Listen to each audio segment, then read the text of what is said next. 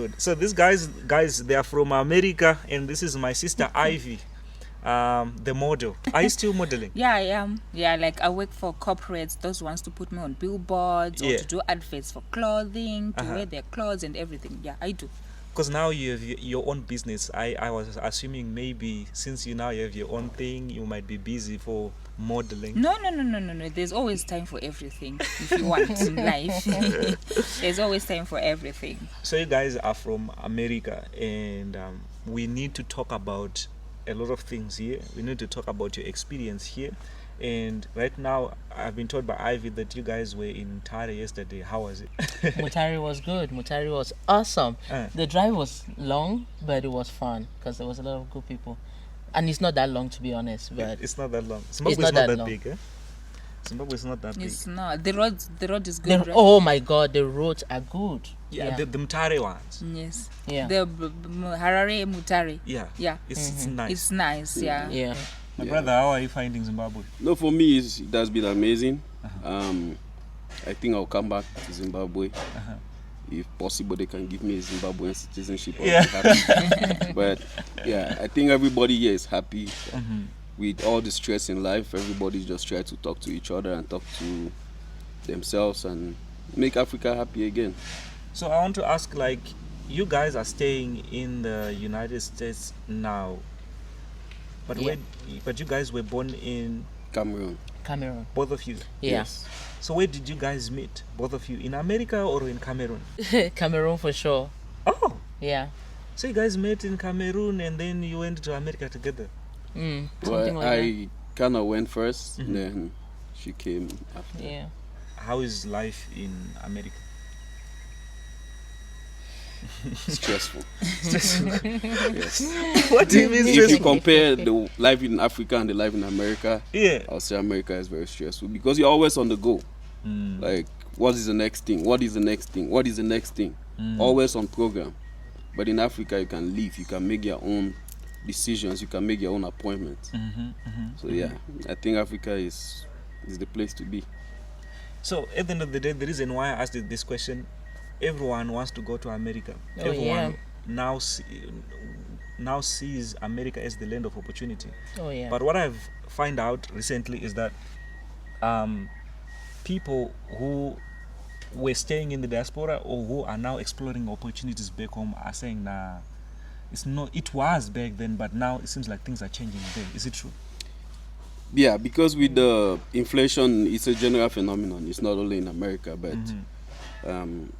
America is America, right? You go there to hustle when you make the money. If you are not smart enough to know how your money works or how money is going to work for you, you'll be paying all your money back in taxes. So you work and the government takes almost half of it, right? So you always think, okay, Africa is always home. No matter how bad it is, it's always home. If I make my money in Africa, I'll see it because it's raw cash. Yeah. When I'm looking at you guys, you are into business. Ivy also, she's also into business. So Ivy, I want to ask this question, like, you as a woman, how is business in Zimbabwe? I would say in any country, I think what you just need is to be intentional with what you want.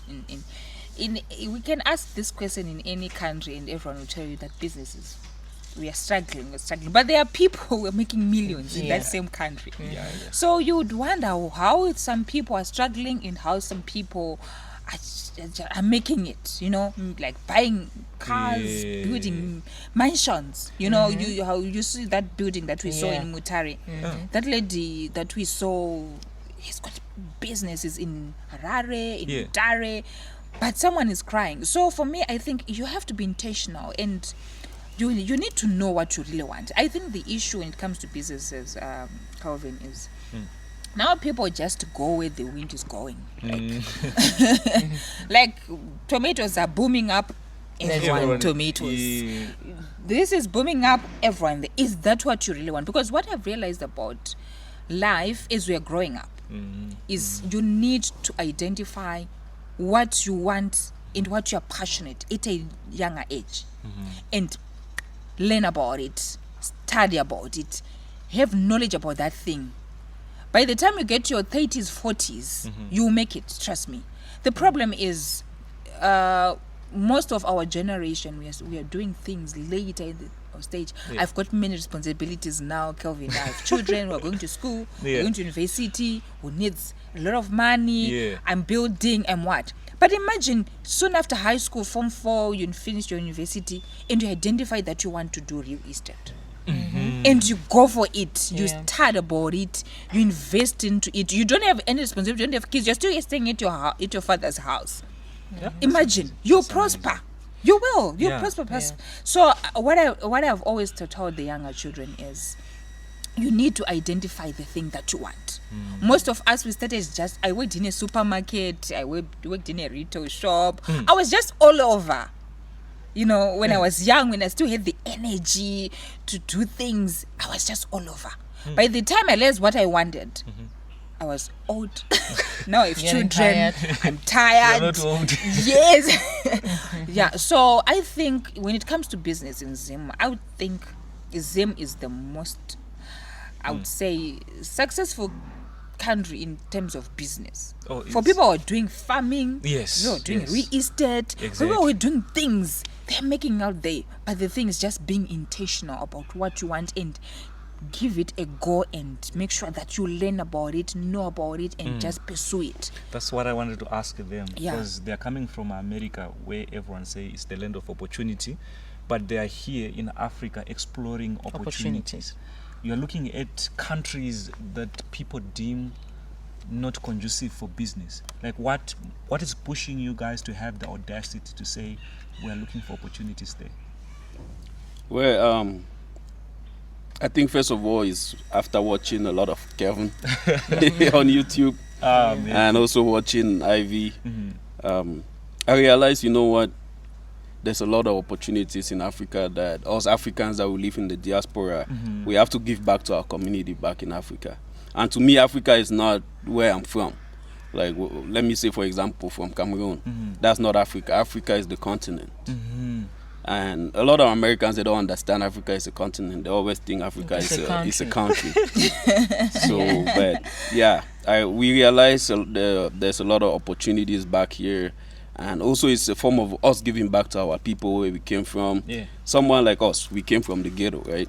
So we understand if we don't do these things after walking out of the ghetto, then who is going to give those in the ghetto these opportunities to make it out? So sometimes you give it back so everyone can get out of the... Well, you never get everybody out of the ghetto, but you can get as many people as you can from the ghetto. So, yeah, there are opportunities there, especially in agriculture, like Avi said, in Agriculture, yeah. different things. Banking, the banking sector. I saw when you guys use Eco Cash. I could see some flaws in Eco Cash that I have a fintech company too, so I can explore that weakness. There's a big weakness in Eco Cash that we can explore as business people.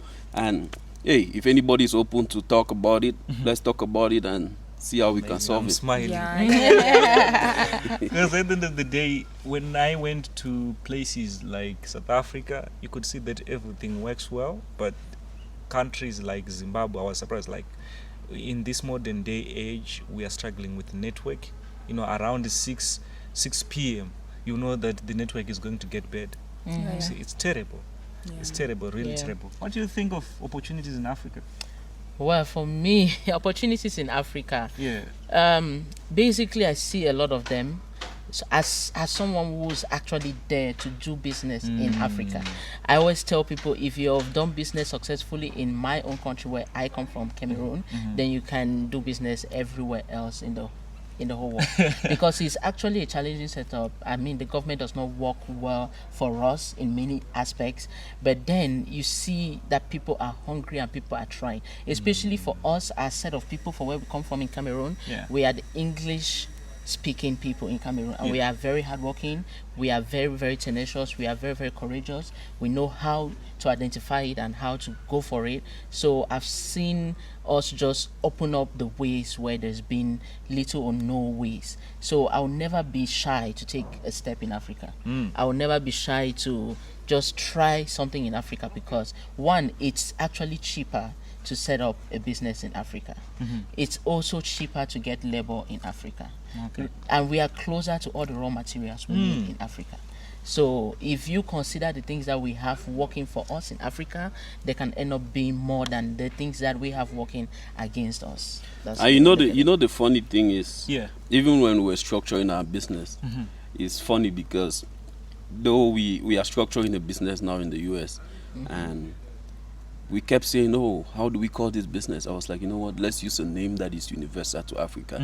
We decided to call it Simba Groups. Simba Groups. Yes. Oh, really? Yes. So our business, so our umbrella business is Simba, Simba Groups. Groups. We So- have different businesses that we do under Simba Groups. What are one of those businesses? So we have an e-commerce platform that we are currently working on right now. We also have a home health agency that we have under Simba Groups. So yeah, we have all those different groups, and we intend to grow. But for now, our focus is after our e-commerce business, we call it Adado. It's named after my late sister, and my late brother. It's a combination of their names. But now we are trying to focus in. We call it our farms because we want to make it relatable to the people. So it's our farms. It's not my farm or your farm, so it's our farm. So that's what we're trying to do in Africa right now. Okay. To open a farm where it's not necessarily for profit making, but also how much can we give back to the community with what we produce in the farm. Okay. That's why we call it our farms.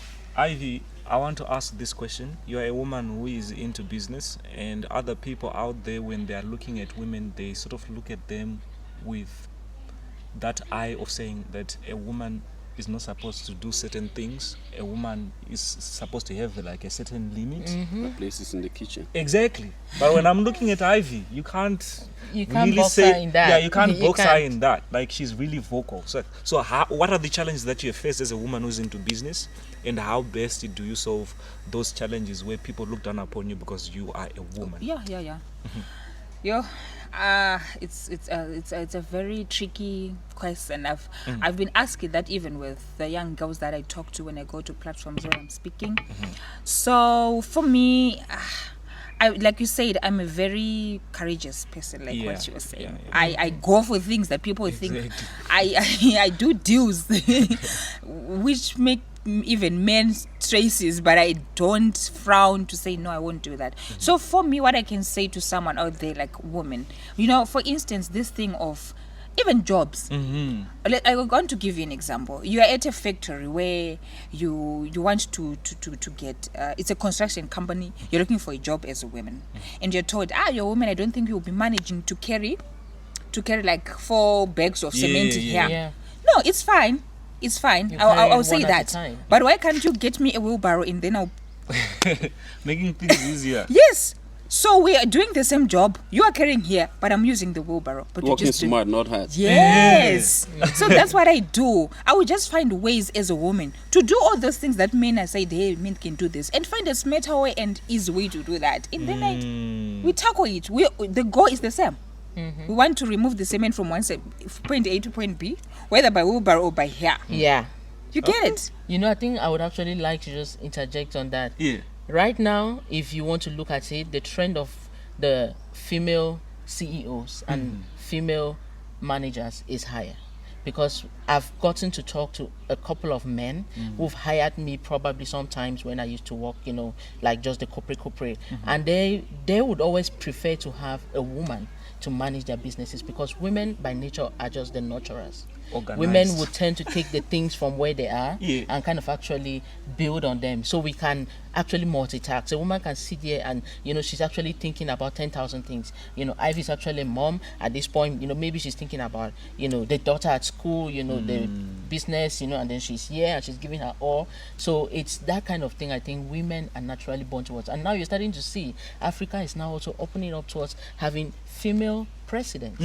So if Was we it can recently in Namibia, I Namibia, think they yeah. just did their first female president. So if you can start to see that right now, the challenge is now for men to kind of understand that women are taking over. Yes. Where if you say taking over, I don't think that's the right way to put it. I feel like they are participating more in the conversation. Okay. sitting more and making their voices heard on the Yes. table, which is a fair deal. I think it's a fair deal. And you men should start to appreciate us. More. No, of course, of Yes. course. That's why every business that I build, I always like my wife to be part of it, to be the backbone, because there are things that I'll catch, and there are things that I might not catch, and she will catch. Yes. Me, I'm an entrepreneur. She's a businesswoman. Yes. Right? Oh, there's a Yes. difference. I said I am There's an a- entrepreneur. He's a businessman. There's a difference.